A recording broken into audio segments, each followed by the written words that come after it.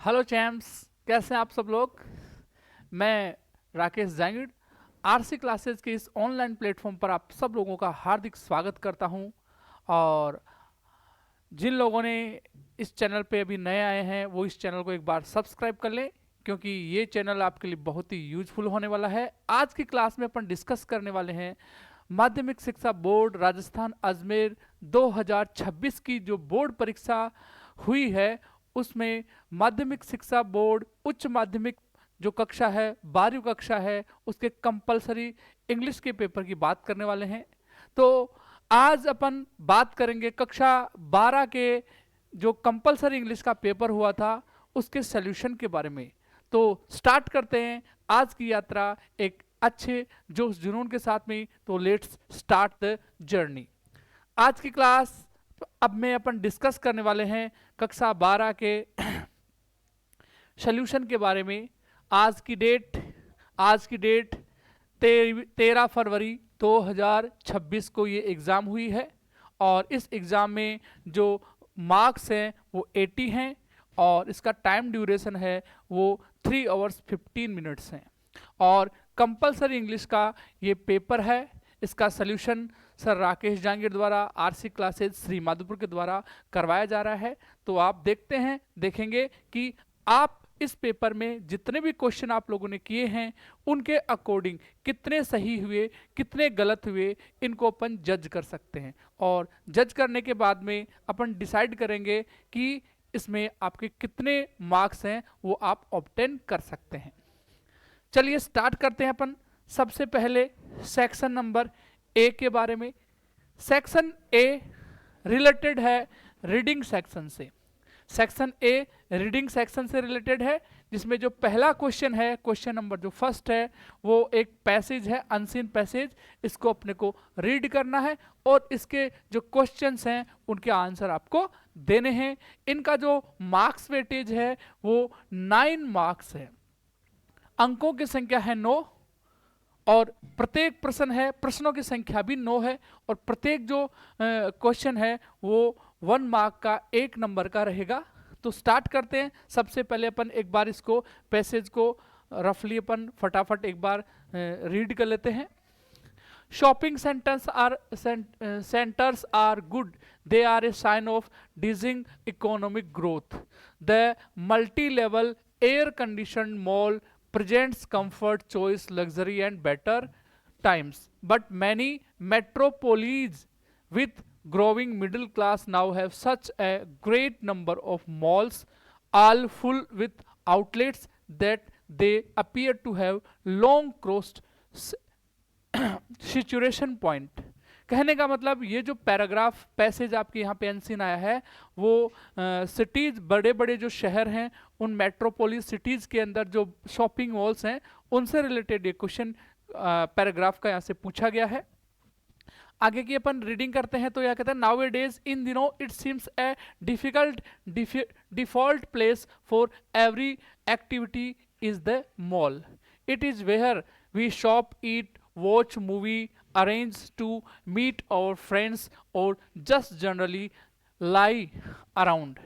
Many young people shop at the mall so that they can look good when they meet their friends at the mall. कहने का मतलब इस shopping mall में आजकल के लोग बहुत ज़्यादा जा रहे हैं। शॉपिंग मॉल जनरली एक केवल शॉपिंग की ही जगह नहीं रह गई है, बल्कि वहाँ पे लोग शॉप के साथ साथ ईट भी करते हैं, वॉच मूवी भी करते हैं, arrange to meet out friends, और अपने दोस्तों के साथ वो मिलते जुलते भी हैं और जनरली वो वहाँ घूमते रहते हैं। यानी घूमने की शॉपिंग प्लेस है, वो घूमने का एक अड्डा भी बन गया है। और इसके अलावा बहुत सारे लोग हैं वो शॉपिंग मॉल में शॉपिंग क्यों करते हैं, वो शॉपिंग मॉल में शॉपिंग इसलिए करते हैं कि जिससे वे अपने दोस्तों के साथ जब भी वो अपने रिलेटिव्स के साथ में जब भी वो मीट करें, जब भी वो मिलें, तो वो कैसे दिखाई दें, गुड लुक में दिखाई दें, अच्छी तरह से वो दिखें, दिखने में अच्छे हों। इसके बाद में है my main argument with the shopping centre is not that they are often massive. कवि जो राइटर है वो ये कहना चाह रहा है कि यहाँ शॉपिंग सेंटर का जो मुख्य उद्देश्य जो जो राइटर है वो आर्ग्यूमेंट ये नहीं कर रहा है कि जो शॉपिंग मॉल्स हैं वो बहुत बड़ी जगह बन गई हैं, कंक्रीट ब्लॉक्स जो कंक्रीट की बनी होती हैं don't take into account to the architectural knowledge and cultural backdrop of the city, or that they promote their ultra communalism at a when your planet can ill offered. My main protest, कवि का जो main, लेखक का जो main protest है वो यहाँ से बताया गया है, my main protest with the excess of malls is that they don't seem to make us happy. यानी जितने ज़्यादा शहर में मॉल बनते जा रहे हैं व्यक्ति उतना हैप्पी तो हो जा रहा है लेकिन सच में वो व्यक्ति को हैप्पी नहीं कर पाते. ओ द लार्ज एडवर्टाइजमेंट्स आउटलेट्स, और जो आउटलेट्स के जो लाउड एडवर्टाइजमेंट्स हैं, the stores could pursued us to think that we only had. आप इस पैसेज को आप पूरा रीड करेंगे और रीड करने के बाद में अपन इस क्वेश्चन के जो पैसेज के जो क्वेश्चन हैं उनकी तरफ एक बार फटाफट चर्चा करते हैं, क्योंकि आप पैसेज तो आपके पास में पेपर है उसमें देख करके आप पढ़ लेंगे. तो आप पहले क्वेश्चन की तरफ चर्चाएं करते हैं. इसके क्वेश्चन आंसर रहे हैं वो बड़े इजी टाइप के रहे हैं. पहला क्वेश्चन है what are the shopping centre sign of. Shopping centre किसके साइन हैं भाई साहब? इसका जवाब है पहले लाइन में. माय डियर स्टूडेंट्स, इसका जवाब है केवल सीधी सीधी पहली लाइन में. यहाँ पे दिया हुआ है दे आर, ये पहला इसका जवाब यहाँ से है. They are sign of dizzying economic growth. ये इस पहले क्वेश्चन का क्या होने वाला है? आंसर होने वाला है. तो आई होप ये पहला क्वेश्चन वेरी इजी था और सब लोगों का सही हो ही गया होगा. अपन चर्चा करते हैं दूसरे क्वेश्चन की तरफ. क्वेश्चन नंबर 2 की तरफ जाते हैं, बी की तरफ जाते हैं. Why do many young people shop at the malls. अभी बताया था यंग पीपल मॉल में शॉपिंग क्यों करते हैं, इसका रीजन क्या है? वे लोग मॉल में शॉपिंग क्यों करते हैं, इसका रीजन क्या है? तो आपको ये मिलने वाला है इस पैसेज के पैराग्राफ नंबर 1 में ही. देखिए पैसेज के पैराग्राफ 2 में देखिए यहाँ पे मैनी, यहाँ से इसका आंसर है. क्वेश्चन नंबर 2 का जो बी का जो आंसर है वो यहाँ से है. Many young people shop at the mall so that they can look good when they meet their friends and at the mall. इसका आंसर आपको यहाँ तक राइट डाउन करना है.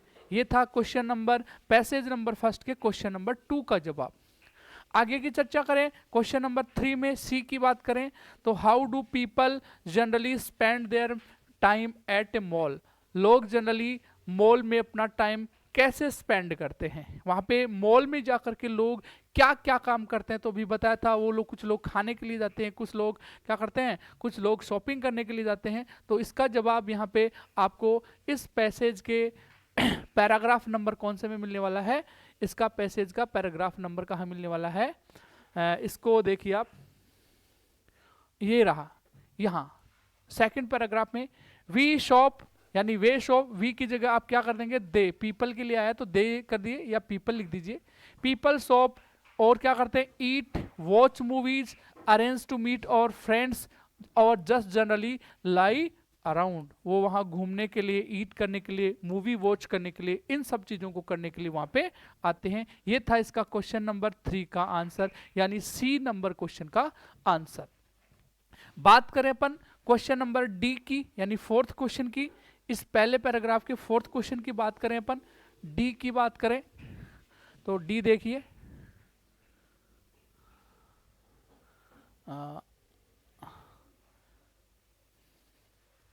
सॉरी डी की बात करें अपन, ये देखिए यहाँ से डी यहाँ है.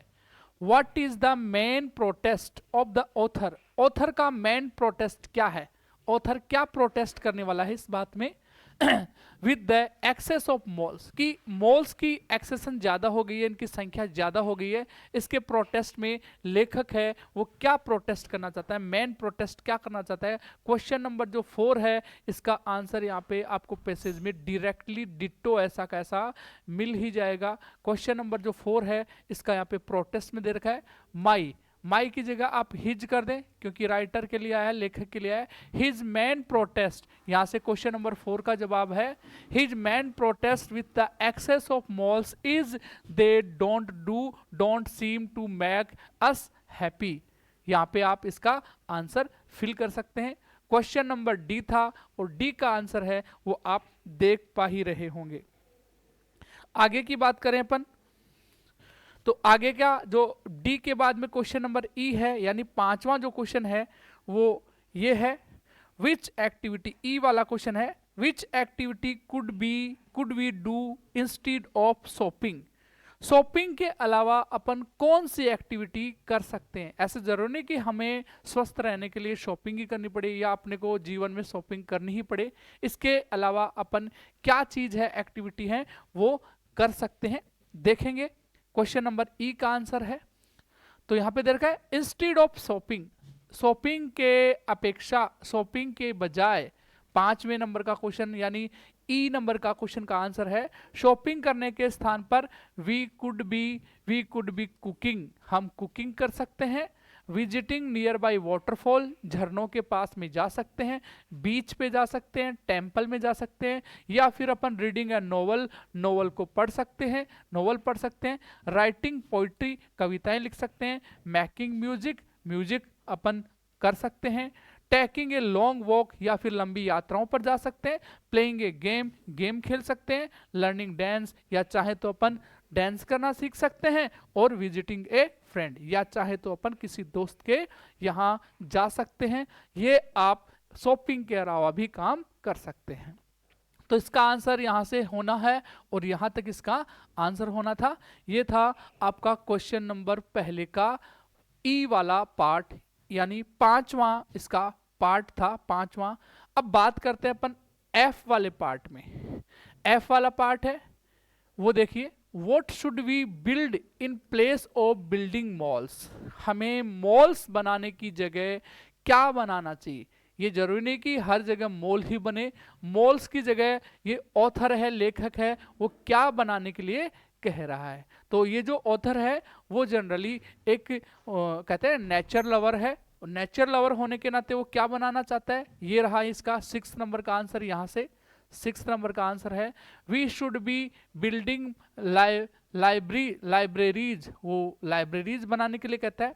थिएटर बनाने के लिए कहता है, रंगमंच, आर्ट गैलरीज बनाने के लिए कहता है, म्यूजियम बनाने के लिए कहता है, स्पोर्ट्स हॉल, पार्क या एनिमल सेंचुरीज बनाने के लिए कहता है। द लिस्ट इज एंडलेस, और इनकी जो बनाने वाली चीजों की संख्या है वो एंडलेस हो सकती है। तो ये था आपका क्वेश्चन नंबर फर्स्ट का क्वेश्चन नंबर 6 एफ था। अब यहां से अपन यदि बात कर रहे हैं तो मैं कहता हूं कि एक भी क्वेश्चन का आंसर ऐसा नहीं है जो आपको नहीं आए, तो क्योंकि सारी की सारी चीजें पैराग्राफ में ऐसी कैसी लिखी हुई हैं। अपन बात करते हैं अगले क्वेश्चन की तरफ, और अगले जो क्वेश्चन है उनमें जी वाले क्वेश्चन में इनकी संख्या है 1 2 3, और तीनों के तीनों जो क्वेश्चन हैं वो बहुत ही अच्छे हैं और इम्पोर्टेंट हैं।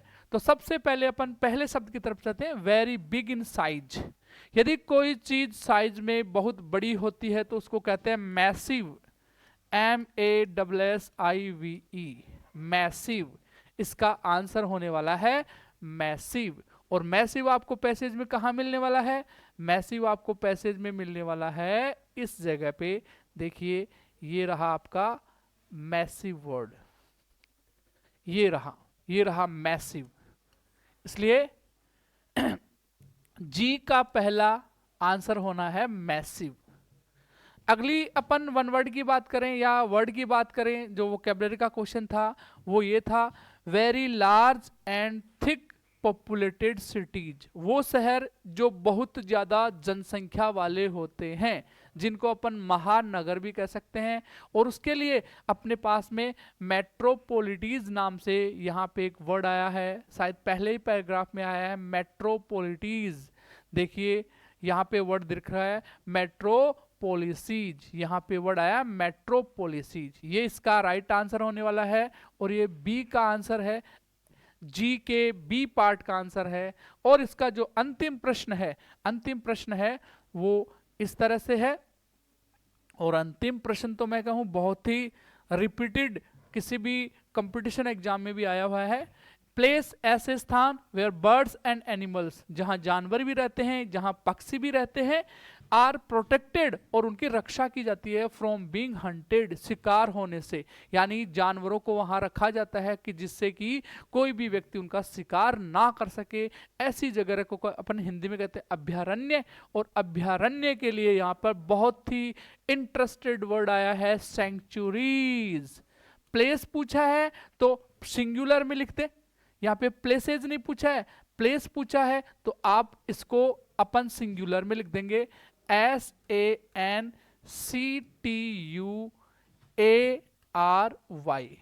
सेंचुरी अपन इसको यहाँ पे लिख देंगे और इसका सही आंसर बना देंगे।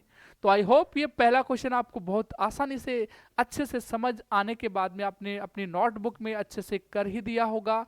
तो आपके लिए ये जो पहला क्वेश्चन था जो अनसीन पैसेज का था वो बहुत ही इजी टाइप का रहा है। अब मैं आपको ले चलता हूँ अगले क्वेश्चन की तरफ, और अगला क्वेश्चन था वो भी एक पैसेज का ही था। अगला क्वेश्चन, जो पहला क्वेश्चन आपने डिस्कस किया है वो उसके बाद में 9 मार्क्स के वहाँ से क्वेश्चन पुटअप हुए हैं। नेक्स्ट पैराग्राफ में अपन चलें तो नेक्स्ट पैराग्राफ किसका था, वो भी एक अनसीन पैसेज का ही था। और अनसीन पैसेज है क्वेश्चन नंबर 2 पे, अनसीन पैसेज है वो 6 मार्क्स का है। प्रत्येक क्वेश्चन एक एक नंबर का है, प्रश्नों की संख्या 6 है, और टोटल मिला के इसके जो मार्क्स वेटेज हैं वो 6 मार्क्स के हैं। उनमें से अपन बात करें कि कैसे कैसे क्वेश्चन आए हैं, तो ब्रीफली आपने देखा होगा ये सब चीज़ें किसके बारे में बताई गई हैं। ये क्वेश्चन रामानुजन के बारे में है। तो रामानुजन एक मैथमेटिशियन हुए थे, गणितज्ञ हुए हैं, भारत के ही हैं रामानुजन, और वो भारत के सबसे ग्रेटेस्ट मैथमेटिकल जीनियस व्यक्ति रहे हैं। उन्हीं को लेकर के यहाँ से क्वेश्चन पुटअप किए गए हैं। एक बार फटाफट देख लेते हैं। Srinivasan Ramanujan was one of the greatest mathematical genius of the world, born, जिसका जन्म हुआ एक पुअर परिवार में, गरीब परिवार में, ब्राह्मण की फैमिली में हुआ। He gave no indication of hidden talent, और उसके शुरुआत में हिडन टैलेंट में कुछ भी इंडिकेशन नजर नहीं आया था कि ये बच्चा इतना काबिल बनेगा। He was born at a Erode in Coimbatore, और उसका जन्म कहाँ हुआ, इरोड कोयम्बटूर में हुआ। और कब हुआ, 1887 में उसका ये जन्म हुआ। कैसे परिवार में हुआ, पुअर ब्राह्मण फैमिली में उसका जन्म हुआ। His father was an accountant, उसके पापा एक अकाउंटेंट थे। टू ए क्लॉथ मर्चेंट, यहाँ एक व्यापारी जो कपड़े का व्यापारी थे उसके वहाँ एक वो मर्चेंट थे। Who had to maintain a large family, और उसके पापा को एक बड़ी फैमिली को मेंटेन करना पड़ता था। ऑन ए स्मॉल इनकम, जिनकी इनकम बहुत ही कैसी थी, कम थी, स्मॉल थी। श्रीनिवासन थे was a great granted half exemption of a fees when he stood first in the primary school. जब वो प्राइमरी स्कूल में पढ़ रहे थे तो ना रामानुजन को उनको क्या दिया गया, एक्सम्पशन दी गई। एक्सम्पशन का मतलब होता है छूट देना, छूट देने को एक्सम्पशन कहते हैं। फीस में आधी छूट दे दी गई उसको, रामानुजन को फीस में आधी छूट दे दी गई जब वो प्राइमरी स्कूल में पढ़ते थे। और उन्होंने एग्जाम को क्या किया, क्रैक किया। और ये जो प्राइमरी स्कूल थी वो कहाँ थी, तंजौर जिले में थी। तंजौर में वो प्राइमरी स्कूल में पढ़ते थे। आगे की बात करें तो यहाँ पे दे रखा है फ्रॉम हिज चाइल्डहुड, बचपन से ही जो रामानुजन थे वॉज क्वाइट, वो एकदम शांत व्यक्ति थे, शांत लड़के थे। ड्रीमी, ड्रीमी, ड्रीम यानी हमेशा सपनों से भरे रहते थे। टेम्परामेंट, और बड़े तुनक मिजाजी थे। He had answered to all sums that puzzled his classmates, जितने भी सम्स जो क्वेश्चंस पजल्ड होती थे वो हमेशा पूछा करता था जो उसकी क्लासमेट्स में हुआ करती थी। और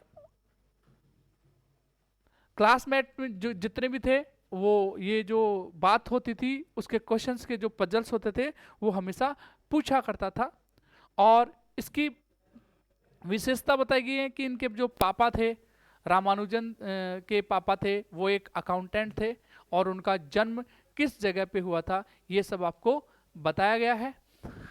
आगे की यदि अपन चर्चा करें, आगे की चर्चा करें तो उसमें लिखा हुआ है ही हैड, उसको सब जो पजल थे उनके आंसर वो फटाफट देता था, अपने सीनियर्स को भी देता था। फिगर्स डिड नॉट वरी, और जो संख्याएं थी उसको कभी चिंतित नहीं करती थी, संख्याओं से डर नहीं लगता था। No calculation was too difficult for him, और उसके लिए कैलकुलेशन किसी चीज का करना बिल्कुल भी डिफिकल्ट नहीं था। कहे तो वो मैथमेटिक्स का एक विजार्ड था, एक जादूगर था, एक मजिशियन था। थिंग्स विच, वो चीजें were dark and muddled to his classmate so clear as daylight to him, और उसके लिए जो चीज़ें कक्षा के स्टूडेंट्स को बहुत ही परेशान करती थी उसके लिए वो आनंददायक होती थी। ही ऑलवेज हेल्प देम, वह अपने स्टूडेंट्स की, अपने मित्रों की हमेशा मदद करता था। जेनरसिटी, उदारता दिखाता था, which was the most well lovable feature of his character, और यह उसके करेक्टर का सबसे लवेबल फीचर था, सबसे पसंदीदा, लोगों का पसंदीदा उसका करेक्टर का ये फीचर था। ऑल थ्रू हिज करियर, अपने पूरे करियर में, करियर जीवन में, अपने पूरे जीवन में। When he was in the second class, यहाँ पे कहते हैं कि जब वो कौन सी क्लास में था, सेकंड क्लास में था, second class, curiosity upon the subject of the highest truth in mathematics was roused, उसके अंदर ये एक सब्जेक्ट था जिसका टाइटल यहाँ पे दे रखा है हाईएस्ट ट्रुथ, जो मैथमेटिक्स में थी उसमें ये जागी। When later on he moved into the, पहली क्लास में, वो सेकंड क्लास की में ये बात हुआ, उसके साथ ये घटना हुई। जब वो थर्ड स्टैंडर्ड में गया तो उसे कहा गया problems of mathematics of higher nature, इसके बारे में उसको कहा गया। अब लेकिन बात करते हैं while he was in fourth standard, यहाँ से एक क्वेश्चन आगे पुटअप होगा।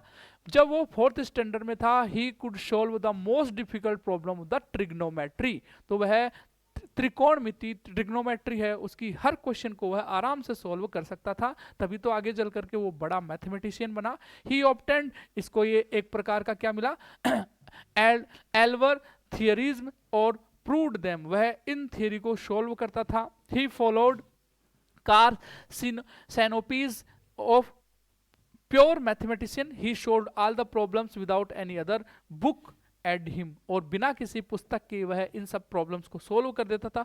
To him each solution was triumph, और इस प्रकार से वह हर सॉल्यूशन पर विजय प्राप्त कर लेता था। और ये जब भी वो नए चीज पर विजय प्राप्त करता था, ये चीज उसको एनकरेज करती थी। एनकरेज का मतलब इंस्पायर करना, प्रोत्साहित करना। हिम टू फ्रेश एंडेवर, और वह अपना और ज्यादा एंडेवर करता था। एंडेवर का मतलब होता है भरसक प्रयास करना, खूब मेहनत करना, एंडेवर कहलाता है।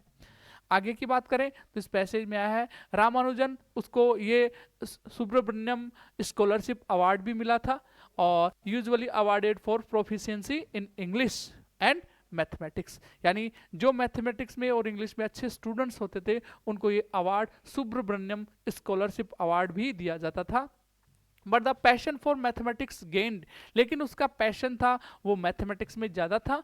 ऑन हिम ही नेग्लेक्टेड, लेकिन मैथमेटिक्स में ज़्यादा इंटरेस्ट होने के कारण वो नेग्लेक्ट करता था, किसको, अदर चीज़ों को, अदर सब्जेक्ट्स को। ये अच्छा प्रश्न बना यहाँ से, वह अन्य सब्जेक्ट्स को नेग्लेक्ट करता था, इसकी वजह से वो क्या हो गया, फेल्ड हो गया। इसलिए फोर्थ क्लास में ही वो क्या हो गया, फेल्ड हो गया। किस वजह से, fail to gain promotion, sorry, ये हायर क्लास में जाने के लिए वो काबिल नहीं रहा। फोर्थ क्लास में उसका जो इंटरेस्ट था वो अन्य सब्जेक्टों में कम था।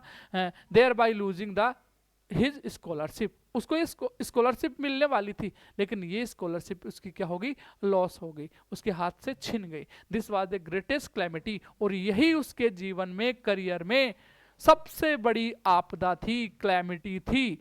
Of which he had never dreamed, जिसने उसने कभी सपने में भी नहीं सोचा था कि वो इस सुब्रमण्यम जो स्कॉलरशिप है उसको गेन नहीं कर पाएगा, उसने ऐसा कभी सपने में भी नहीं सोचा था। तो चलिए देखते हैं अपन आगे इसके क्वेश्चंस के बारे में। पहला क्वेश्चन बहुत ही आसान प्रश्न है, पहला क्वेश्चन बहुत ही आसान है। Where was Ramanujan born, Ramanujan का जन्म कहाँ हुआ, केवल इतना ही पूछना है, इतना ही बताना है कि कहाँ हुआ था, प्लेस का नाम बताना है, कहाँ हुआ था इतना ही बताना है, कब हुआ था ये नहीं बताना है। तो इसका आंसर यहाँ पे लिखा हुआ है, इसका आंसर लिखा हुआ है इस जगह पे, पहले क्वेश्चन का आंसर यहाँ पहले पैसेज में आपको मिलेगा। रामानुजन बोर्न हुआ था, कहाँ हुआ था, देखो ये ही वाज, पहले क्वेश्चन का जवाब ये रहा, he was born at Erode in Coimbatore. ये था आपके पहले क्वेश्चन का रिप्लाई, ये आपके पहले क्वेश्चन का जवाब है कि इसका जन्म कहाँ हुआ। बात करें अपन दूसरे क्वेश्चन की, दूसरा क्वेश्चन भी बहुत ही आसान था। इस पैसेज के पैराग्राफ के सारे क्वेश्चन है वो वेरी इजी रहे हैं, और इसमें जो दूसरा क्वेश्चन था वो क्या था, दूसरा क्वेश्चन था how did Ramanujan show his talent in fourth standard, fourth standard में रामानुजन का टैलेंट कैसे शो हुआ, इसके बारे में पूछा जा रहा है।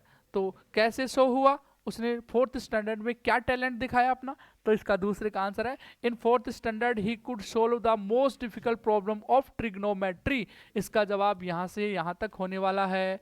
क्वेश्चन नंबर 2 का आंसर यहाँ पे पैराग्राफ 2 का बी का आंसर यहाँ से होने वाला है। और इसके बाद में अपन बात करें क्वेश्चन नंबर 2 के पार्ट नंबर सी की, कि which scholarship was awarded to him, उसे कौन सा स्कॉलरशिप अवार्ड दिया गया। तो आपने भी देखा होगा सुब्रमण्यम स्कॉलरशिप अवार्ड, तो यहाँ पे आया गया ही गॉट, ये इसका आंसर देखिए आप, रामानुजन या ही गॉट, तीसरे क्वेश्चन का जवाब है Ramanujan got the Subramanyam scholarship award. यहां तक इसको अपन आंसर में लिख सकते हैं। इसके बाद में अपन चलते हैं डी वाले क्वेश्चन में, 4th वाले क्वेश्चन में, what was the unexpected calamity that befell Ramanujan, वो कौन सी अनएक्सपेक्टेड क्लैमिटी थी, जो समय से पहले, जो उसने सपने में भी सोचा नहीं था, ऐसी क्लैमिटी कौन थी जो रामानुजन पर आ गई। तो रामानुजन ने सोचा था कि मुझे क्या मिलेगा, एक अवार्ड मिलेगा, स्कॉलरशिप अवार्ड मिलेगा, लेकिन वो एक सब्जेक्ट में इंटरेस्ट होने की वजह से उसको नहीं मिल पाया। तो यहाँ पे इसका आंसर दे रखा है he neglected all other subject which fail promotions, और यहां से लेकर के इसका यहां तक आंसर होने वाला है। ये था क्वेश्चन नंबर 4 का आंसर। क्वेश्चन नंबर 4 का आंसर आपको हूबहू यहां से देखने को मिल सकता है। और अपन बात करें क्वेश्चन नंबर ई और एफ की, तो ये बहुत ही आसान प्रश्न यहां से पूछे गए हैं, हर कोई स्टूडेंट इन क्वेश्चन के आंसर आराम से दे सकता था। क्वेश्चन पहला था ऑपोजिट वर्ड, विलोम शब्द किसका, रिच का, तो रिच का क्या होता है भाई, poor, POOR, poor.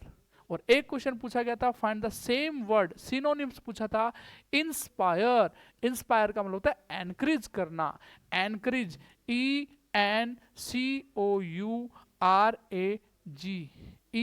Second form में, तो आप भी सेकंड फॉर्म में जवाब दीजिए। और ये दोनों वर्ड आपको यहां से मिलने वाला है। ये रहा आपका एनकरेज्ड, एफ का जवाब, और ये रहा आपका ई का जवाब। एनकरेज के अलावा जो दूसरे प्रश्न का जवाब था वो था आपका पुअर, और पुअर यहां से पूछा गया। ये था आपका पैसेज नंबर 2। तो आई होप ये दोनों क्वेश्चन यदि आप अच्छे से पेपर को रीड कर लेते हैं तो कोई भी क्वेश्चन ऐसा नहीं छूटता जो आपका सोल्यूशन में नहीं आया हो, अच्छे से इन दोनों का जवाब दे सकते हैं। अब चलते हैं अपन अगले सेक्शन की तरफ। अगला सेक्शन है वो राइटिंग सेक्शन का है। और राइटिंग सेक्शन में जब हमने ये आपको सब चीज़ें पढ़ाई थी उस समय बताया था कि स्टूडेंट्स मैं कुछ आपको हेडिंग्स लिखा रहा हूँ और इनकी इन्फॉर्मेशन आपको देने वाला हूँ। तो वो हेडिंग मैंने आपको लिखाई थी और उन हेडिंग्स में से ही क्वेश्चन पुटअप हुए हैं। तो आप यदि टीचर की बातों को ढंग से पढ़ते हैं, सुनते हैं, तो आई होप आपको सक्सेस ज़रूर मिलती है। तो पहला क्वेश्चन क्या था, राइटिंग सेक्शन में चलते हैं, सेक्शन बी में चलते हैं। पहला जो तीसरा क्वेश्चन आया यहाँ पे वो कितने मार्क्स का था, 4 मार्क्स का था। और 4 मार्क्स में से आप 2 क्वेश्चन में से कोई एक कर सकते हैं। या तो यहाँ कहा गया कि आपका नाम अमित है, अमिता है, आप स्पोर्ट्स सेक्रेटरी हैं, गवर्नमेंट सीनियर सेकेंडरी स्कूल के दोशा के स्पोर्ट्स सेक्रेटरी हैं। आपको एक क्या बनाना है, नोटिस बनाना है। नोटिस वेरी इजी था, नोटिस बनाना था। नोटिस में पहले हेडिंग लिखते हैं, सब बातें आपको पता ही है क्या था, मैं बता देता हूँ। और नोटिस लिखना था स्कूल नोटिस बोर्ड के लिए कितने वर्ड्स में, 80 वर्ड्स में। ये स्टूडेंट्स को इन्फॉर्म करने के लिए कि उनको इनवाइट किया गया है कि वो बच्चे अपना नाम भेज दें who want to participate in inter school cricket tournament, यानी क्रिकेट टूर्नामेंट के बारे में ये नोटिस था जो बहुत बार आपको क्लासेज में बताया गया था। ये बहुत ही आसान सा नोटिस आपकी एग्जाम में पूछा गया था। आई होप ये नोटिस को देख करके आपको बहुत खुशी होगी जब पेपर में आपने इसको देखा था, क्योंकि हूबहू प्रश्न आपको यहाँ बताया गया था। यदि आप ये क्वेश्चन नहीं करें तो आप दूसरा प्रश्न देखिए। Your friend Rahul was invited to attend the wedding ceremony. आपके दोस्त राहुल को, बैटरी, आपके दोस्त राहुल को वेडिंग सेरेमनी में अटेंड करने के लिए बुलाया गया है।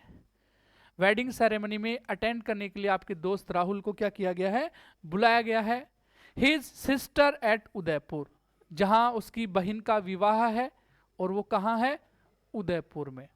उदयपुर में उसकी बहन का शादी समारोह है। शादी समारोह में आपको इनवाइट किया गया है और आपको इनफॉर्मल रिप्लाई भेजना है, इनफॉर्मल रिप्लाई देना है एक्सप्रेसिंग योर इनएबिलिटी कि आप नहीं आ सकते, इनेबल हैं, नहीं आ सकते, to attend ceremony due to your annual exams, आपकी एनुअल एग्जाम है, एग्जाम्स की वजह से आप परीक्षा आपकी उस मैरिज सेरेमनी में अटेंड नहीं हो सकते।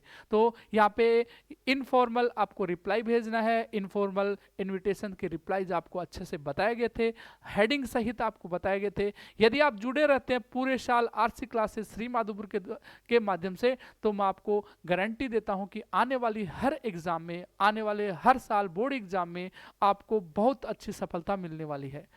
अब हम बहुत अगले साल के लिए बहुत एक अच्छा लॉन्चिंग करने वाले हैं कि आने वाले साल में 2027 की एग्जाम होने वाली है, उससे पहले आपको हम एग्जाम से खूब समय पहले आपको अपने इस चैनल के माध्यम से इंग्लिश का और हो सके तो अदर सब्जेक्ट हैं उनका पूरा कोर्स करवाने की कोशिश करेंगे, जिससे कि हर स्टूडेंट तक ये क्लास पहुंचे, जिससे कि फ्री ऑफ कॉस्ट निःशुल्क इस चैनल के माध्यम से निःशुल्क में वो हर चीज़ को अच्छे से समझ सकते हैं।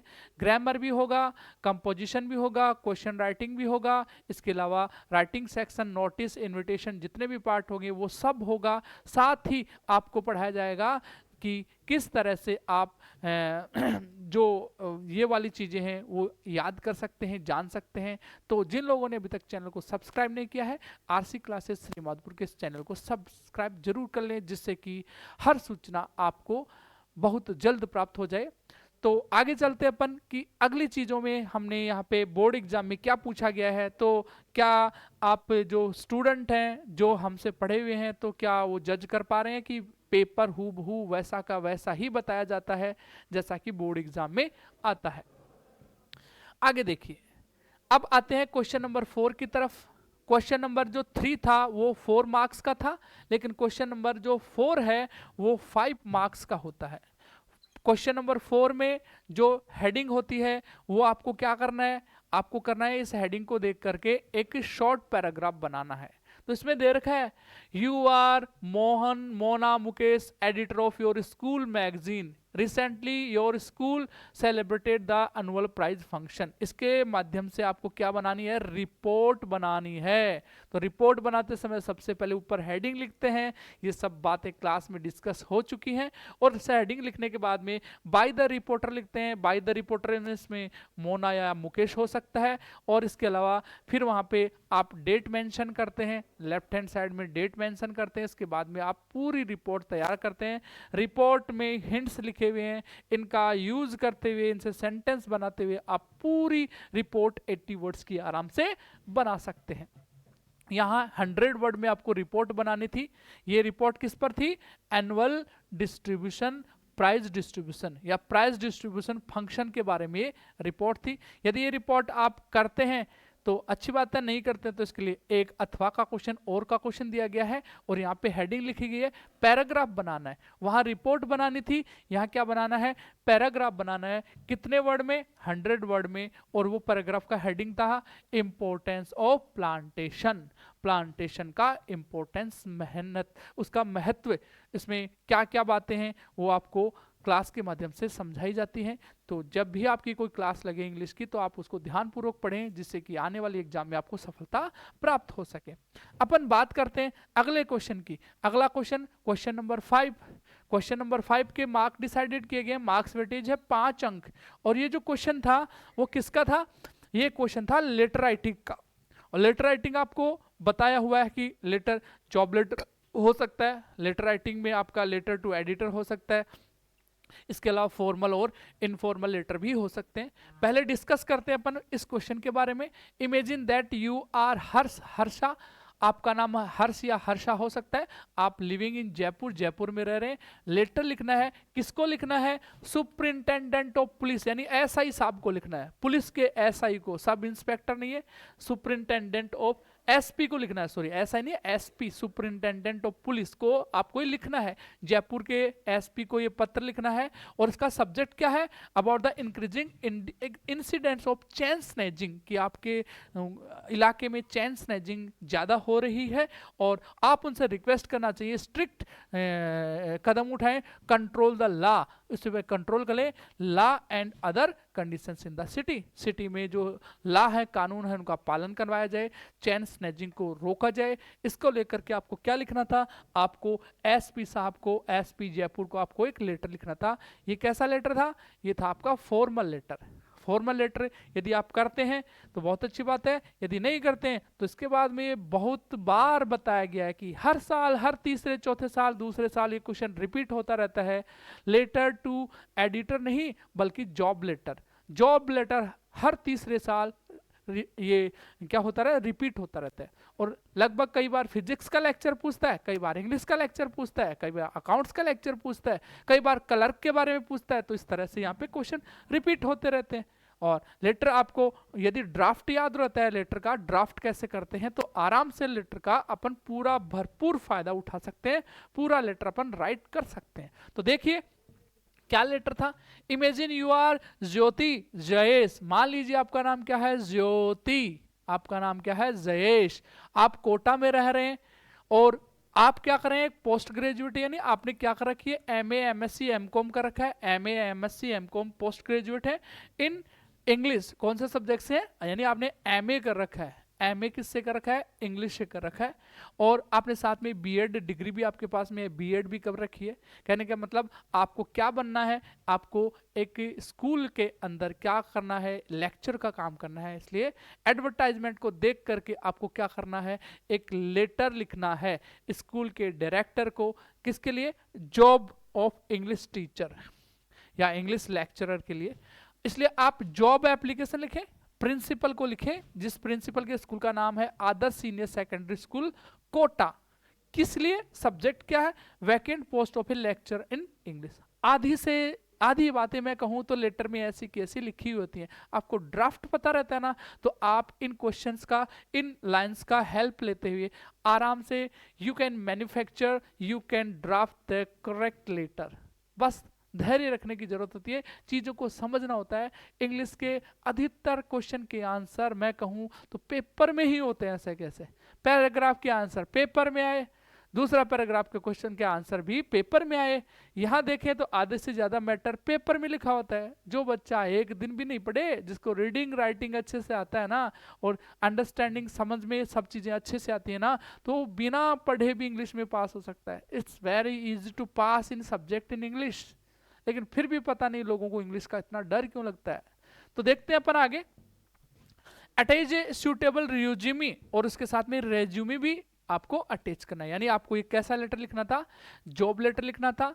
और ये जॉब लेटर लिखने का फॉर्मेट है, आपने यदि क्लास ली है तो वहाँ जरूर आपको सिखाया गया होगा। और जो लोग अभी चैनल पे नए हैं तो एक बार इस चैनल को सब्सक्राइब जरूर कर दें, साथ में ही आप इस चैनल को लाइक करें, शेयर करें, साथ में कमेंट करना बिल्कुल ना भूलें। यदि ये आपको जानकारी उचित लग रही है, अच्छी लग रही है, तो इस चैनल को अपने फ्रेंड्स के साथ में भी शेयर करें, जिससे कि फ्री ऑफ कॉस्ट, निःशुल्क आपको कक्षा 12, कक्षा 10, साथ में ही कंपटीशन एग्जाम का हर प्रकार का वीडियो प्राप्त हो सके, जिसको लेकर के आप बहुत उत्साहित होते रहते हैं।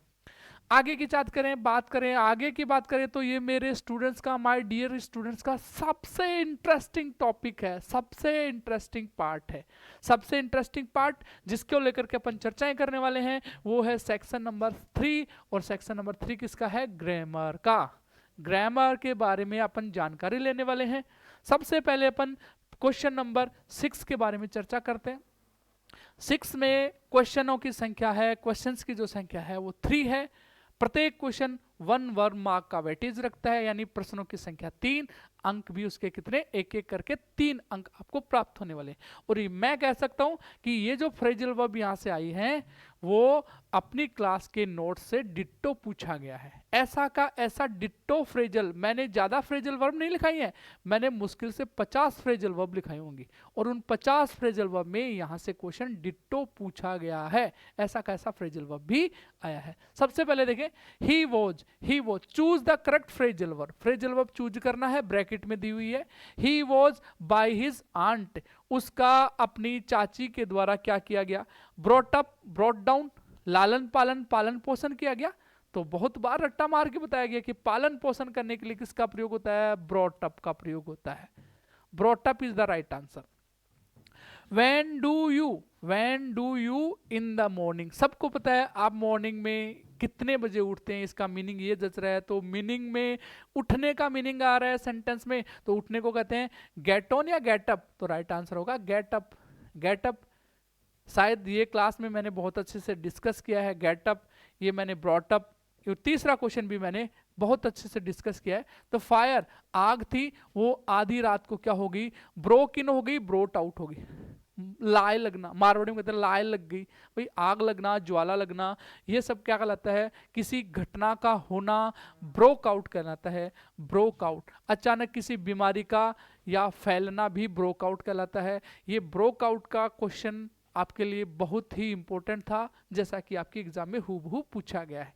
आई होप यदि आप चैनल से जुड़े हुए होते तो आपको ये सारे क्वेश्चन इजीली समझ में आ ही जाते।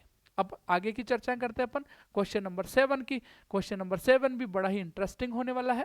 क्वेश्चन नंबर 7 है वो किससे रिलेटेड है, कंजंक्शन से। और कंजंक्शन के क्वेश्चन कितने पूछे गए हैं, 3 पूछे गए हैं। 3 प्रश्न हैं, प्रत्येक प्रश्न का अंक भार 1-1 है। 3 नंबर के क्वेश्चन यहाँ से पूछे गए हैं, यहाँ से कंजंक्शन उठाने हैं। ही इज बोथ, भाई बोथ का जोड़ा हमेशा ही बताया जाता है। बोथ को जोड़ा किससे होता है, एंड से, बोथ एंड, रट्टाफिकेशन, बोथ एंड। दूसरे वाला सेंटेंस, आई नो मैं जानता हूं, ही लिव्स वो रहता है। पहला वर्ड है कब रहता है, दूसरा वर्ड है कहाँ रहता है। मैं जानता हूं कि वो कब रहता है, नहीं कहाँ रहता है, तो कहाँ के लिए क्या आएगा, where. Where is the right answer, where is the right answer. और ये विनीता इज टॉलर, डिग्री कौन सी, कंपैरेटिव। ये कंपैरेटिव कंजंक्शन पूछा है, मैंने डिस्कस किया था पूरे कंजंक्शन के बारे में। पहला कंजंक्शन है वो आपका एडिटिव कंजंक्शन से पूछा गया है। आप चाहे लिस्ट उठा के देख लेना, इसमें बाकायदा लिखाया गया है कि एंड का जोड़ा किससे होता है, सॉरी बोथ का जोड़ा किससे होता है, एंड से होता है। दूसरा जो क्वेश्चन यहाँ से पूछा गया है कंजंक्शन का, वो आपको प्लेस एडवर्ब में ऐसा का ऐसा, प्लेस कंजंक्शन में ऐसा का ऐसा देखने को मिल सकता है। आप उठा के देखिए नोट्स को, ऐसा का ऐसा मिलेगा। और जो अंदर नेक्स्ट वाला क्वेश्चन है वो कंपैरिजन कंजंक्शन में उठा के देखिए, वहाँ आपको 2 शब्द जरूर 3 शब्द मिलेंगे। पहला शब्द होगा आपका एज, एज, दूसरा शब्द होगा शो एज, और जो तीसरा शब्द होगा वो होगा देन। यहाँ पे देन की स्पेलिंग में बच्चे कंफ्यूज हो गए। सही स्पेलिंग कौन सी है, THAN। 2 स्पेलिंग होती है, THAN, THEN। ये देन होता है ना, वो कंजंक्शन है, कंपैरिजन कंजंक्शन। और THEN ये टाइम एडवर्ब है, ये एडवर्ब है। यहाँ पे अपने को कंजंक्शन फिल करना है, एडवर्ब नहीं। इसलिए आई होप इन क्वेश्चन को देख करके आपकी चेहरे पे मुस्कुराहट जरूर ही आ गई होगी, जब आपने क्वेश्चन पेपर में ये सब क्वेश्चन देखे होंगे। बात करते हैं क्वेश्चन नंबर 8 की।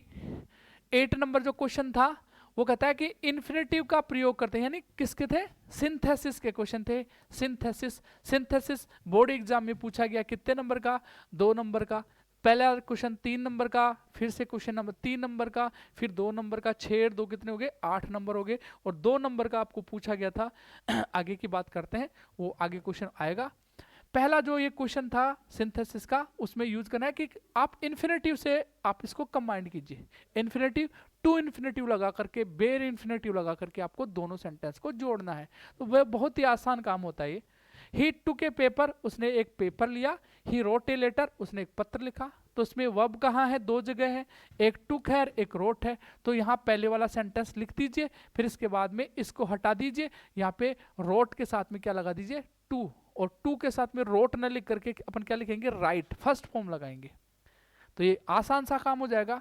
ही टुक ए पेपर लिखा हुआ है, he took a paper to write a letter. यहाँ पे आपको याद रखना है कि यहाँ पे टू के बाद V1 का प्रयोग करना है, ये मिस्टेक नहीं करना है। नेक्स्ट वाला क्वेश्चन, बी वाला क्वेश्चन, सी फिनिश्ड हर वर्क, उसने अपना वर्क फिनिश किया। सी वेंट टू स्लीप, और वह सोने चली गई। और यूज करना है किसका, पार्टिसिपल का। पार्टिसिपल यहाँ पे जो पास्ट पार्टिसिपल है उसका यूज होने वाला है, ठीक है, पास्ट पार्टिसिपल का। यहाँ पे लिखा नहीं है गया कि कौन सा पार्टिसिपल, लेकिन पहले उसने एक एक्शन किया, काम किया, उसके बाद में वो स्लीप करने के लिए चली गई। एक एक्शन के तुरंत बाद कौन सा दूसरा एक्शन, तो आप यहाँ पे जो ये वाला सेंटेंस है क्लोज है, तो उसको आप बदल देंगे हैविंग में। और हैविंग के बाद में वर्ब की कौन सी फॉर्म लिखने के लिए कहा था, third form, having finished her work. और दूसरे वाला सेंटेंस ऐसा, यहाँ पे कोमा लगाकर दूसरा सेंटेंस ऐसा का ऐसा, क्लोज दूसरा ऐसा का ऐसा लिख दीजिए। तो आई होप ये क्वेश्चन भी आपका सही हुआ होगा। और कई स्टूडेंट्स का ये क्वेश्चन मान लो गलत भी हो जाता है, क्योंकि सबसे 12वीं क्लास के इंग्लिश के जो कोर्स है उसमें सबसे डिफिकल्ट टॉपिक स्टूडेंट्स को यही लिखना है, यही लगता है सिंथेसिस वाला टॉपिक। बात करें अपन अगले क्वेश्चन की, जो अपना लास्ट क्वेश्चन होने वाला है। और मैं कहूँ तो ये तो आप लोगों ने पिछले साल के सिलेबस में ये 10th क्लास में था, अब इस साल में इसको जोड़ दिया गया है क्लास 12 में। टॉपिक का नाम है कंडीशनल सेंटेंस। और कंडीशनल सेंटेंस के लिए आपको केवल 3 लाइनें याद करनी होती हैं। जो स्टूडेंट 3 लाइनें याद कर लेता है उसको कंडीशनल सेंटेंस 3 मिनट में समझ में आ जाता है। तो यदि आपको कंडीशनल सेंटेंस समझना है तो जुड़े रहिए मेरे साथ, आपके अपने सर राकेश जांगीड़ के साथ में और आरसी क्लासेज के साथ में, और सीखिए हर चीज़ को और दीजिए अपने सपनों को एक नई उड़ान। चलिए देखते हैं क्या है यहाँ पे। If I go to Delhi I shall meet my friend, ये शैल प्लस वर्ब की फर्स्ट फॉर्म, कंडीशन नंबर 1। और कंडीशन नंबर 1 होता है तो उसमें आता है सिंपल प्रेजेंट टेंस। यहाँ पे सही आंसर क्या होने वाला है, गो होने वाला है। और जो दूसरा क्वेश्चन है वो तो बहुत बार रटाफिकेशन का काम बताया गया है कि भाई यदि सेंटेंस में इफ का सेंटेंस आ जाए, बी ब्रैकेट में हो, आगे कंडीशन नंबर 2 हो, ये कंडीशन नंबर 2 है क्या, ये कंडीशन नंबर देखो क्या है, वुड प्लस वर्ब की फर्स्ट फॉर्म, कंडीशन नंबर कितनी है 2, ये कंडीशन नंबर 1, ये कंडीशन नंबर 2। और कंडीशन नंबर 2 में क्या भरा जाता है, वर्ब की सेकंड फॉर्म। और सेकंड फॉर्म क्या होती है, बी की वोज और वर होती है। और वोज वर के चक्कर में यू सब्जेक्ट को देख के तो अपन क्या भर सकते हैं, वर। लेकिन क्या यहाँ पे सी होगा तो भी वरी आएगा क्या, या वो जाएगा, वो जाएगा वर आएगा, फटाफट बताइए। यहाँ पे यदि ही सी कुछ भी होता, सिंगुलर सब्जेक्ट प्लूरल सब्जेक्ट, तो यहाँ पे हर सेंटेंस में क्या आने वाला है, वर, WERE is the right answer. I hope ये बात आपको अच्छे से समझ आ ही गई होगी कि कंडीशनल सेंटेंस को आप किस तरह से सोल्व कर सकते हैं। और आगे के लिए अपन देखते हैं अगले एक पैसेज को। क्वेश्चन थोड़ा ये देख लो, पैसेज को अपन देखते हैं। पैसेज तो आप लोगों के पास में पेपर है, आप लोगों ने रीड कर लिया होगा। मैं एक बार फटाफट इस पैसेज में आए हुए क्वेश्चंस का आंसर देने की कोशिश करता हूं और आपको समझाता हूं कि ये क्वेश्चन कहां से पुटअप किया गया था। देखिए पहला क्वेश्चन, ये सारे क्वेश्चन हैं आपके सीन पैसेज से हैं। पहला चैप्टर आप लोगों को पढ़ा हुआ है the last lesson. Last lesson से यहाँ पे अच्छे अच्छे प्रश्न पूछे गए हैं। यदि लास्ट लेसन की आपको स्टोरी भी याद होती है ना, तो भी आप बिना पैसेज पढ़े ये सारे आंसर्स दे सकते हैं। लेकिन पैसेज आपके सामने पड़ा है, वहीं पे भी देख लीजिए। That day everything at the school was as still as quiet as Sunday morning। इसका आंसर होगा संडे मॉर्निंग। यदि आप पैसेज में भी देखना चाहते हैं तो बस आप देख लीजिए, यहाँ पे सब कुछ लिखा हुआ है एज, दो संडे था, देखो ये लिखा हुआ है एज संडे मॉर्निंग। तो मैं डायरेक्ट आपको यहाँ से एक बार ऑप्शन से आंसर करवा देता हूं। अगला क्वेश्चन है question number B. Question number B देखिए, I had counted on the commotion. आई किसके लिए आया है, अब आई कंफ्यूज करने वाला हो गया। कई स्टूडेंट ने इसका आंसर हैमल किया है, कई स्टूडेंट ने इसका आंसर फ्रेंच किया है। राइट आंसर जाता है फ्रेंच को, फ्रेंच के लिए आई आया है। नेक्स्ट क्वेश्चन देखें, M Hamel was walking with a, M Hamel चल रहा था। एम हैमल को जब आपने लेसन में पढ़ा था, देखा था कि एम हैमल ने जो आयरन का रूलर था वो अपनी आर्म पिट के यहाँ दबा करके वो ऐसे इस तरह से चल रहा था। कौन चल रहा था, M Hamel. I am just looking like the M Hamel but I am not M Hamel, I am mister Rakesh Jangid. And the student जो चीज यहाँ पे पूछी गई है कि एम हैमल था ना, वो कैसे चल रहा था, तो इसका सही आंसर होगा टेरिबल आयरन रूलर था और उसने अपनी आर्म पे लगा रखा था। Next question number D, where could a great bustle be heard usually, कहाँ किस जगह पे बहुत ज्यादा शोर शराबा सुना जा सकता था। तो आप देखें पैसेज के अंदर स्कूल की बात हो रही है, तो यहाँ पे आप आंसर बना सकते हैं क्या, a great bustle could be heard usually in school. ये पूरा आपको लिखेंगे तो आपको पूरे मार्क्स मिलेंगे। यदि आप इसको ओनली इन स्कूल लिख रहे हैं तो हो सकता है एग्जामिनर आपका आधा नंबर, हाफ मार्क्स काट ले। पूरे नंबर लाने हैं तो आपको पूरा आंसर लिखना है। नेक्स्ट बात करें अपन, why was French frightened, French था वो डरा हुआ क्यों था। डरा हुआ इसलिए था क्योंकि ये क्वेश्चन था ना, वो शायद आपको पैसेज के अंदर हूबहू देखने को नहीं मिलेगा। जहां तक मैंने पैसेज को रीड किया है, हूबहू प्रश्न देखने को, आंसर इसको देखने को नहीं मिला है। तो यदि आपको लेसन की स्टोरी याद रहती है तो आप आराम से इस क्वेश्चन का जवाब दे सकते हैं और अन्य स्टूडेंट से 1 मार्क्स ज्यादा प्राप्त कर सकते हैं। देखो क्या था, वाई वाज फ्रेंच फ्राइटन्ड, डरा हुआ क्यों था, क्योंकि because M Hamel was going to, क्योंकि एम हैमल क्या करने वाला था, आस्क द क्वेश्चन, प्रश्न पूछने वाला था about the rules of participles. Rules of participle के क्वेश्चन एम हैमल पूछने वाला था, लेकिन he didn't know a single word of the participle. आगे लिख सकते हैं, लेकिन उसे एक सिंगल वर्ड भी पार्टिसिपल का याद नहीं था, इसलिए उसे इस बात का क्या हो रहा था, डर लग रहा था। लास्ट क्वेश्चन देखें, व्हाट डिड एम हैमल से टू फ्रेंच, एम हैमल ने फ्रेंच से क्या कहा, एम हैमल ने फ्रेंच से क्या कहा। तो ये लास्ट लाइन में आपको देखने को, पैराग्राफ के लास्ट में आपको देखने को मिलेगा। इस क्वेश्चन का जवाब है वो यहां से पूछा गया है, यहां से देखिए एफ का आंसर है, आप यहां से ही लिख दीजिए, ही सेड वेरी काइंडली, वह बड़े काइंडली वर्ड्स में बोला। इस लास्ट क्वेश्चन एफ का रिप्लाई है, यहाँ पे जवाब है। उसने कहा go to your place quickly, जल्दी जल्दी अपने स्थान पर जाओ। Little Franz we were beginning without you, हम तो तुम्हारे बिना ही क्लास को क्या करने वाले थे, शुरू करने वाले थे। तो इस तरह से आप इस अंतिम प्रश्न का भी आप अच्छे से जवाब दे देते हैं। तो आई होप आपका पेपर बहुत ही शानदार गया होगा और आपने जितनी मेहनत की थी उसके अकॉर्डिंग आपको परिणाम भी प्राप्त होने वाला है। और अब अपन चलते हैं एक बड़ी क्लास की तरफ, बड़ी क्लास बोले तो बड़ी मैटर की तरफ चलते हैं, जो बहुत सारे स्टूडेंट का हूबहू देखने को मिला नहीं होगा। ये क्वेश्चन आंसर है, जहाँ से आपके सबसे ज़्यादा मार्क्स कटने होते हैं वो ये वाला पार्ट है, क्वेश्चंस एंड आंसर्स। और जो चीज़ आपको सबसे इजी लगी होगी मेरे अकॉर्डिंग वो लगी होगी ग्रामर। इन सब क्वेश्चन आंसर को आप अपने याद किए हुए तरीके से लिख के आए हैं, तो आई होप अच्छा ही मार्क्स आपको प्राप्त होने वाले हैं। लेकिन अब मैं चलता हूँ इस पेपर के, ये सब चीज़ें आप, क्योंकि ये तो प्रश्न क्वेश्चन आंसर होते हैं, वो जनरली बुक में से आपको देखने को मिल सकते हैं। इनमें से आपको याद करना है, समझ करके लिखना है, रटाफिकेशन करना है। लेकिन लास्ट वाले क्वेश्चन को अपन देखें तो लास्ट वाला क्वेश्चन था, पहले क्वेश्चन से पहले, लास्ट क्वेश्चन से पहले मैं थोड़ा सा एक्सप्लेन कर देता हूँ 13 नंबर क्वेश्चन को। मैं इतना ही एक्सप्लेन करूंगा कि 13 नंबर क्वेश्चन में जो स्टेंजा आता है उसमें रेफरेंस, कॉन्टेक्स्ट, एक्सप्लेनेशन लिखना होता है। और ये कितने मार्क्स का है, 5 मार्क्स का। मैंने कहा था कि स्टूडेंट इस साल सबसे ज़्यादा इंपॉर्टेंट जो स्टेंजा है चैप्टर का, पोइम का, वो है कमला दास का, कौन सा, माई मदर एट 66। और वो ही हूबहू पैराग्राफ स्टेंजा आपको यहाँ पर देखने को मिल सकता है।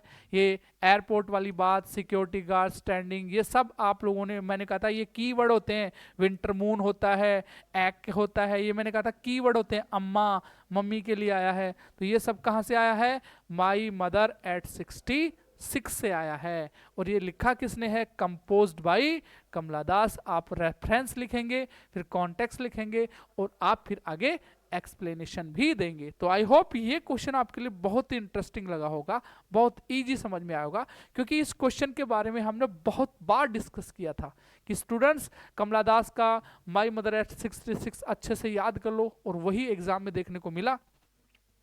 बात करते हैं दूसरा जो पैसेज था वो कहाँ से आया होगा, तो मेरे हिसाब से दूसरा पैसेज भी बड़ा आसान था, क्योंकि सीधा सीधा लिखा हुआ था आंट, और आंट कहाँ मिली, आंट जेनिफर्स टाइगर में। कीवर्ड आपने यदि अच्छे से देख लिया, मदर कहाँ मिली, अरे भाई दोनों में कीवर्ड है, मदर, माई मदर एट 66, उसमें मदर वर्ड आया है और इसमें आंट आया है, तो इससे पोएम का नाम होगा आंट जेनिफर्स टाइगर। यानी these lines have been taken from the poem Aunt Jennifer's tigers composed by, इसके पोइट का नाम है Adrienne Rich, composed by Adrienne Rich. और इसके अलावा आपने बहुत सारी बातें भी इसमें लिखी होंगी, कॉन्टेक्स्ट में भी लिखा होगा, एक्सप्लेनेशन में भी लिखा होगा। यदि आप सब चीज़ें सही सही कर रहे हैं तो आपको मार्क्स मिलने वाले हैं 5 मार्क्स मिलने वाले हैं।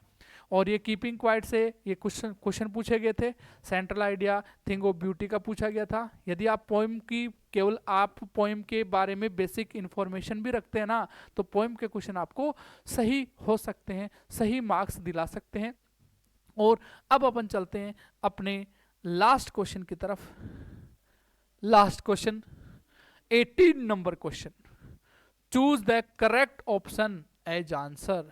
जैसा कि आंसर दिया गया है, इनमें से सही प्रश्नों का सही जवाब चूज करना है और इनकी जो संख्या है वो है 9, और ये 9 आपको बहुत आगे तक ले जा सकता है। 9 में 9 क्वेश्चन है, मार्क्स वेटेज है 9 नंबर, क्वेश्चनों के नंबर है 9। पहला क्वेश्चन बहुत ही इजी है, बहुत बार बताया गया है कि चार्ली का जो फ्रेंड था सैम वो क्या था, तो सही जवाब होगा वो एक साइकेट्रिस्ट था। हूबहू प्रश्न आया है यहां से। The actual cost of the wooden tiger, wooden tiger का जो वास्तविक कॉस्ट था वो कितना था, वो था 2 आनाज एंड ए क्वार्टर, 2 आनाज and A quarter. The words geological history है वो कहाँ पाई जाती है, अपन बात करेंगे तो चैप्टर में एक ही आया था ऐसा, तो अंटार्कटिका, अंटार्कटिका के बारे में। आगे की बात करें अपन, द एकेडमिक सोलास्की क्या था, ये एक रशियन वेसल का नाम था। वेसल बोले तो बड़ी जहाज, ये एक रशियन वेसल था। और बात करें अगले क्वेश्चन की, तो अगला क्वेश्चन था वो बहुत ही आसान सा था, आसान भी। सदाओ को उसके फादर ने डॉक्टरी करने के लिए, मेडिसिन में, सर्जरी में डॉक्टरी करने के लिए, एमबीबीएस करने के लिए कहाँ भेजा था, तो सदाओ खुद जापान का रहने वाला था और उसको भेजा कहाँ गया था, America. America is the right answer. ये मिस्टर लैम था ना, उसकी एक टांग क्यों टूट गई थी, तो इसमें इस चैप्टर में 2 ही करेक्टर थे, एक में लैम था और एक में जो दूसरा करेक्टर था वो था, तो उसमें उस लैम की जो टांग टूटी थी वो किस वजह से टूटी थी, बॉम्ब एक्सप्लोजन से। बॉम्ब की वजह से उसकी टांग टूट गई थी। डैरी दूसरा करेक्टर था इसका, डैरी। जो अपन बात करें अगले क्वेश्चन की, तो ब्रिटिश ज्वेलर्स थे ना, उसने बिल के रूप में महाराजा को कितने पैसे भेजे। ये द टाइगर किंग से चैप्टर से क्वेश्चन आया था और फिगर का ये क्वेश्चन था कि कितने पैसे भेजे, तो उसको भेजे थे 3 लाख रुपीज, 3 लाख रुपए। आगे के बाद में अगला क्वेश्चन है, the landlord open the parcel and begin to eat. Landlord ने पार्सल को खोला और वो खाने लग गया।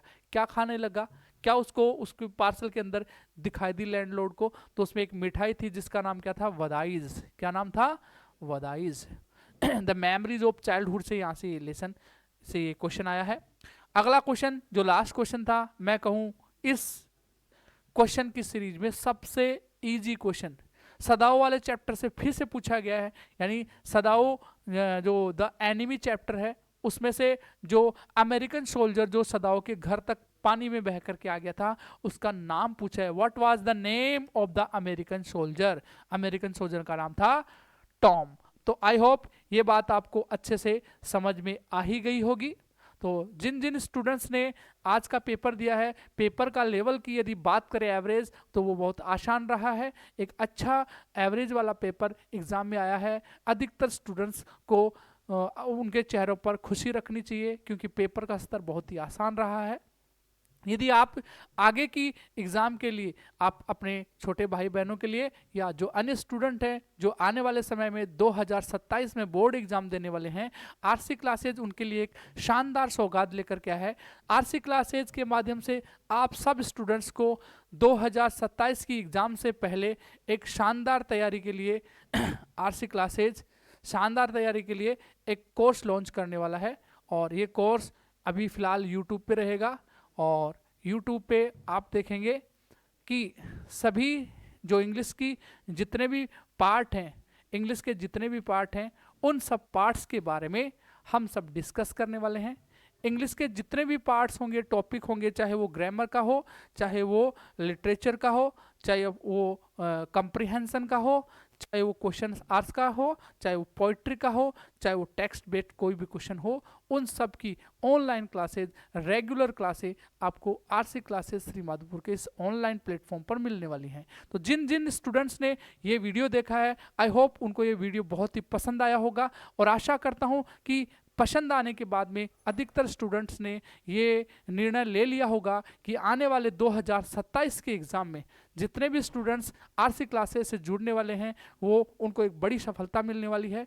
तो जिन लोगों ने अभी तक चैनल को सब्सक्राइब नहीं किया, वो इस चैनल को सब्सक्राइब करें और एक अच्छी आशा उम्मीद के साथ आने वाली बोर्ड एग्जाम के लिए अच्छी तैयारी करें। मिलते हैं एक नए वीडियो में, एक नए जोश के साथ में। तब तक के लिए जय हिंद, वंदे मातरम।